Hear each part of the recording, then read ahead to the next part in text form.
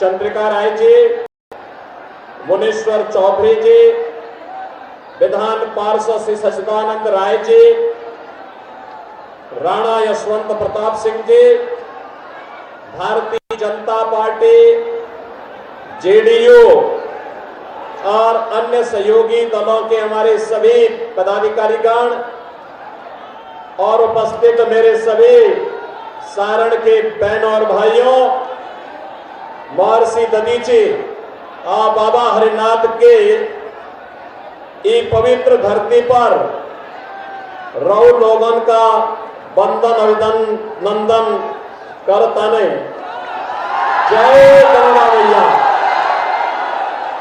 बहनों और भाइयों, आज सीता प्राकट्य दिवस भी है और मैं अयोध्या की पावन धरा से, प्रभु राम की पावन धरा से आज आपके बीच में आया हूं। उत्तर प्रदेश और बिहार का जो आत्मीय रिश्ता है, हम उत्तर प्रदेश वासी बिहार को अपना ननिहाल जैसा मानते हैं। और बहनों और भाइयों, इससे बड़ा सौभाग्य और क्या हो सकता है कि माता सीता के प्राकट्य दिवस के अवसर पर मुझे सारण की धरती पर आने का सौभाग्य प्राप्त हुआ है। और आप सब जानते हैं, इस समय देश के अंदर लोकसभा चुनाव के 4 चरण संपन्न हो चुके हैं। 3 चरण अभी बाकी है, लेकिन देश में उत्तर, दक्षिण, पूरब, पश्चिम चारों ओर एक ही स्वर गूंज रहा है, एक ही नारा गूंज रहा है। लोगों के मन में एक ही संकल्प आया है और वह है कि फिर एक बार, फिर एक बार, फिर एक बार और अब की बार, अब की बार। बहन और भाइयों, ने 400 पार की हम बात करते हैं तो विपक्ष के लोग कहते हैं एक कांग्रेस के नेतृत्व का जो इंडी गठबंधन है वह कहता है कि कैसे, तो जनता जनार्दन के मुंह से निकलता है कि जो राम को लाए हैं, जो राम को लाए हैं। क्या बिहार भी यही सोचता है ना? बिहार यही सोचता है ना? क्योंकि जब अयोध्या में रामलला के मंदिर का भव्य उद्घाटन हुआ, उससे पहले सबसे पहला उपहार अयोध्या धाम के लिए कहीं से आया था तो बिहार से आया था। बिहार की जनता जनार्दन की ओर से आया था, क्योंकि उत्सव का माहौल जैसे अयोध्या में था ऐसे ही जनकपुर में भी था, जैसे उत्तर प्रदेश में था ऐसे ही बिहार में था। क्योंकि बिहार में तो और भी उत्सव था, क्योंकि मां जानकी का मायका जो बिहार में है। लेकिन बहनों और भाइयों, अयोध्या के महात्म को और भारत के महात्म को केवल वही समझ सकता है जिसके मन में राम की भक्ति होगी। रामद्रोही नहीं समझ सकते, उनकी समझ में आएगा भी नहीं, क्योंकि उनके मन में तो एक ही भाव है और वह है कि जैसे भी हो सत्ता प्राप्त करो, देश की कीमत पर सत्ता, जातियों को लड़ा करके सत्ता, आतंकवाद को पनपा करके सत्ता, नक्सलवाद को पनपा करके सत्ता, भ्रष्टाचार को बढ़ा करके सत्ता, अराजकता फैला करके सत्ता। और हमारे लिए तो राम सर्वोपरि है, राम की भक्ति है और राष्ट्र के प्रति अटूट समर्पण का भाव है। इन दोनों को अलग करके हम नहीं देख सकते और इसीलिए पूरा देश आज के दिन पे कहता है कि जो राम को लाए हैं हम उनको लाएंगे। बहनों भाइयों, 4 चरणों के चुनाव के उपरांत पूरे देश के अंदर अब सुनामी बन चुकी है, मोदी सुनामी। मोदी जी तीसरी बार देश के प्रधानमंत्री बनेंगे, कोई संदेह अब नहीं रहा। और मैं तो आपके सामने आया हूं आपसे कहने के लिए, आपसे मैं यही कहने के लिए आया हूं। मैं पहले बिहार में औरंगाबाद गया, वहां से नवादा गया, फिर बेगूसराय आया और आज मुझे छपरा में, सारण में आने का अवसर प्राप्त हुआ है। बहनों और भाइयों, उत्साह, क्या उमंग है, क्या उत्साह है। मैं देख करके दंग हूं। बिहार की बुद्धिमत्ता ने देश और दुनिया को एक दिशा दी है। बिहार, यह भारत के पहले राष्ट्रपति डॉक्टर राजेंद्र प्रसाद जी की पावन जन्मभूमि है। और ये बिहार देश की आजादी के बाद देश के सबसे बड़े राजनीतिक आंदोलन, जिसने लोकतंत्र को बचाया था, सदैव जयप्रकाश जी की भी पावन धरा है। लेकिन बहनों और भाइयों, इस बिहार को कांग्रेस और आरजेडी के इस गठबंधन ने कहां पहुंचा दिया था। बिहार के लोगों के सामने, बिहार के नौजवानों के सामने पहचान का संकट खड़ा हो गया। हमें दुख होता है कि जो बिहार अपनी बुद्धि से, अपनी बुद्धिमत्ता से देश को दिशा देने की सामर्थ्य रखता है, वह बिहार पहचान के लिए तरस रहा था। इन लोगों ने माफिया और अपराधियों को पनपा करके क्या स्थिति बिहार की कर दी थी। और बहनों और भाइयों, आज आप देख रहे होंगे यूपी में, यानी केंद्र में भी बीजेपी और यूपी में भी बीजेपी की सरकार आई। अयोध्या में रामलला का भी विराजमान हो गया।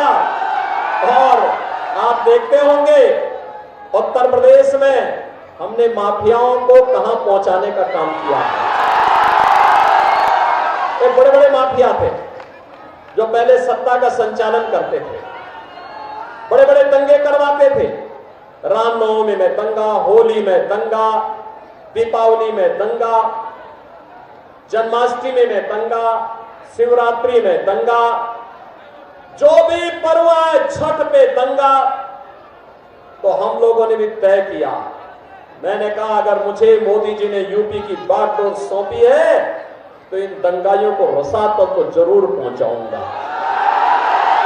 और बहनों और भाइयों, आज आप देखते होंगे अब यूपी में पिछले 7 वर्ष में एक भी दंगा नहीं हुआ, कोई दंगा नहीं, कोई कर्फ्यू नहीं, ये सब समाप्त, दंगा भी समाप्त, कर्फ्यू भी समाप्त, और वहां पर माफिया भी समाप्त। अब महोत्सव होते, महोत्सव, दीपोत्सव अयोध्या में, रंगोत्सव मथुरा में, देव दीपावली काशी में, और आपको अयोध्या में, काशी में, विंध्यवासिनी धाम में जाने का अवसर प्राप्त होता होगा। आज आप देखते होंगे जैसे अयोध्या तो ऐसे लगती है जैसे त्रेता युग की अयोध्या साक्षात उतर आई हो। बहनों और भाइयों, ये कांग्रेस और आरजेडी बिहार को फिर से कहां पहुंचाना चाहती है, किसी से छुपा हुआ नहीं है। जब भारत आज डिजिटल युग में जा चुका है, ये बिहार को लालटेन युग में ले जा रहे हैं। क्या लालटेन युग में ले जाएंगे क्या? ले जाएंगे क्या? और जो गिरिराज बाबू अभी कह रहे थे, लालू जी क्या कह रहे हैं, भगवान करे वो स्वस्थ रहे। लेकिन मुझे आश्चर्य होता है, वो कहते हैं कि पिछड़ों का सभी आरक्षण मुसलमानों को दे देना चाहिए। ये तो गाली दे रहे हैं जी, संविधान का मखौल उड़ा रहे हैं। बाबा साहब भीमराव अंबेडकर जिस संविधान के शिल्पी थे, जिस संविधान सभा के अध्यक्ष डॉक्टर राजेंद्र बाबू थे, उस संविधान की खिल्ली लालू जी जैसे लोग उड़ाने का काम कर रहे हैं। कहते हैं सभी आरक्षण। बाबा साहब भीमराव अंबेडकर ने कहा था भारत के संविधान सभा में कि धर्म के आधार पर कभी आरक्षण नहीं हो सकता, क्योंकि धर्म के आधार पर देश का विभाजन हुआ था। ये कांग्रेस और आरजेडी या धर्म के आधार पर आरक्षण की घोषणा करके देश के विभाजन के आधार रखना चाहते हैं। क्या आप इसको स्वीकार करेंगे क्या? और दूसरी खतरनाक चाल इनके द्वारा क्या चली जा रही है? वह चली जा रही है, देखो गरीबी तो कांग्रेस ये लोग हटा नहीं पाए। कांग्रेस गरीबी हटाने का मॉडल देखना हो तो मोदी मॉडल देखो। बहनों और भाइयों, 80 करोड़ लोग फ्री में राशन की सुविधा का लाभ प्राप्त कर रहे हैं देश में, 4 वर्ष से लगातार कर रहे हैं। और कांग्रेस और आरजेडी के समय में गरीब भूख से मरता था, तवा के भाव में दम तोड़ता था। आज 80 करोड़ लोग फ्री में राशन, 60 करोड़ लोग आयुष्मान भारत की कार्ड की सुविधा, 12 करोड़ अन्नदाता किसानों को किसान सम्मान निधि, 12 करोड़ घरों में शौचालय का निर्माण, 10 करोड़ घरों में उज्ज्वला योजना का कनेक्शन और 4 करोड़ लोगों को प्रधानमंत्री आवास मिल गया है। और मोदी जी ने घोषणा की है 70 वर्ष से ऊपर के हर एक बुजुर्ग को प्रतिवर्ष 5 लाख रुपए की स्वास्थ्य की सुविधा उपलब्ध करवाएंगे, फ्री में उपलब्ध करवाएंगे। मोदी जी ने घोषणा की है कि अगले 5 वर्ष में बाकी बचे हुए सभी पात्र लोगों के लिए एक एक आवास उपलब्ध करवाएंगे। मोदी जी ने घोषणा की है कि हम आने वाले समय में फ्री बिजली उपलब्ध करवाने के लिए हर घर पे सोलर पैनल लगाएंगे और उस पैनल से आप बिजली से पैसा भी कमाएंगे और फ्री बिजली भी प्राप्त होगी। बहनों और भाइयों, जितनी पाकिस्तान की आबादी नहीं, यानी जितनी पाकिस्तान की आबादी है उससे ज्यादा लोगों को भारत में 10 वर्ष में गरीबी रेखा से उभार करके एक खुशहाल जीवन जीने की ओर अग्रसर किया है। ये जो पाकिस्तान का राग अलापने वाले लोग हैं ना, उन लोगों से बोलिए कि भाई अगर पाकिस्तान से इतनी ही स्नेह है, इतना ही प्यार है तो भारत पे बोझा मत बनो, पाकिस्तान जाओ। इनको भी गली मोहल्लों में जाकर के कटोरा लेकर के भीख मांगना पड़ेगा। देख रहे हो 1 किलो गेहूं के लिए वहां क्या छीना झपटी हो रही है। ये तो पाकिस्तान के हाल है। और बहनों और भाइयों, भारत है अपने लोगों को सब सुविधाएं उपलब्ध करा रहा है। ये मोदी जी का मॉडल है। लेकिन इनका मॉडल क्या है? इनका मॉडल क्या है? कांग्रेस क्या कहती है? कहती एक झटके में गरीबी हटाएंगे। कैसे हटाएंगे? क्योंकि दादी ने नारा दिया तो पोता भी वही नारा रट रहा है 54 वर्ष के बाद भी। 1970 में श्रीमती इंदिरा गांधी ने गरीबी हटाओ का नारा दिया था, आज पोता भी वही कह रहा है। जब एक पत्रकार ने पूछा कैसे हटाएंगे, कहा एक झटके में हटा देंगे। कहा कैसे? उसने कहा वेल्थ सर्वे, वेल्थ इमरजेंसी, ये सर्वे कराएंगे संपत्ति का।